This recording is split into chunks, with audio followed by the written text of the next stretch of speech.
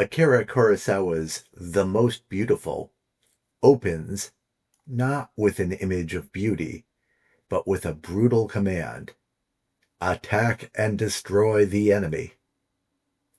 This command is followed by the totalitarian declaration that this is an Information Bureau movie for the people, before the familiar Toho Studios logo even appears on the screen.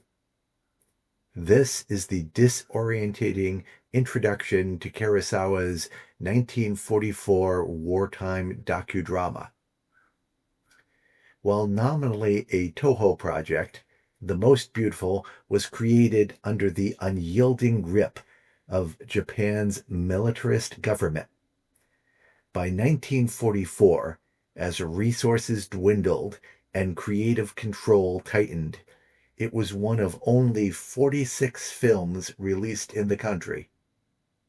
Kurosawa had initially planned an action film centered on Zero fighter pilots, but with no military aircraft available for filming, he was compelled to pivot. His new subject? A patriotic morale booster about young women working in the home front. Kurosawa ingeniously blurs the lines between documentary and fiction.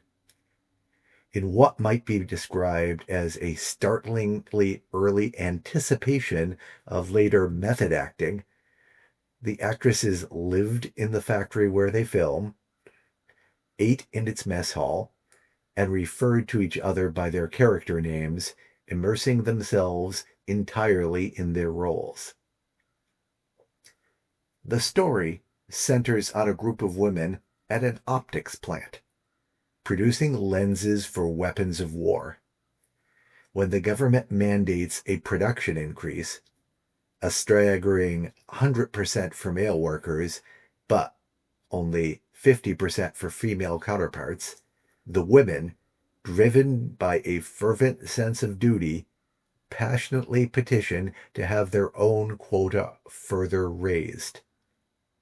The film chronicles their subsequent struggle, a grueling battle against exhaustion, illness, and personal sacrifice to meet these self-imposed targets. As a historical document, The Most Beautiful offers a window into Japanese wartime society. It captures the realities of industrial mobilization, factory floor dynamics, dormitory life, management techniques, company calisthenics, showing us the lives of Japan's equivalent of Rosie the Riveter. Thematically, the film offers a distillation of a core Japanese cultural value: dedication, often referred to as doing one's best. This cultural touchstone, likely familiar to anyone acquainted with Japanese media, finds an extreme and unsettling expression here. For 85 minutes, we watch these women do their best, pushing past physical limits, ignoring illness and family duties, all in the service of building weapons. Here, the virtues Kurosawa would later champion for humanistic ends, dedication, community, self-sacrifice, serve imperial militarism. These women work to destroy Britain and America, and to ensure that the Yamato race would not have to live under the same sky as Chinese people. Kurosawa himself would later grapple with this role in creating such propaganda, stating with stark honesty, "I offered no resistance to Japan's militarism. I did not have the courage to resist in any positive way.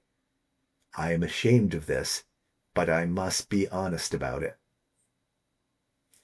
And yet, for the cinephile, there is undeniable value in The Most Beautiful, beyond its function as a historical artifact. You can witness the nascent signatures that would define Kurosawa's later work. The director demonstrates his growing mastery of rapid-fire editing to convey urgency, intimate close-ups to reveal inner turmoil, and meticulously crafted compositions that transform a factory floor into a battleground for the will. Furthermore, in a filmography often dominated by male bonding and male power struggles, it is compelling to see Kurosawa, forced by circumstance, center an ensemble of women. The Most Beautiful is not an easy film, but for those willing to engage with its complicated legacy, it is an intriguing, if challenging, piece of cinematic history. Thank you for joining me for the third installment in my series on World War II propaganda films. Next time, we'll journey from the Pacific to the Atlantic to examine another narrative feature, the immortal classic, Casablanca.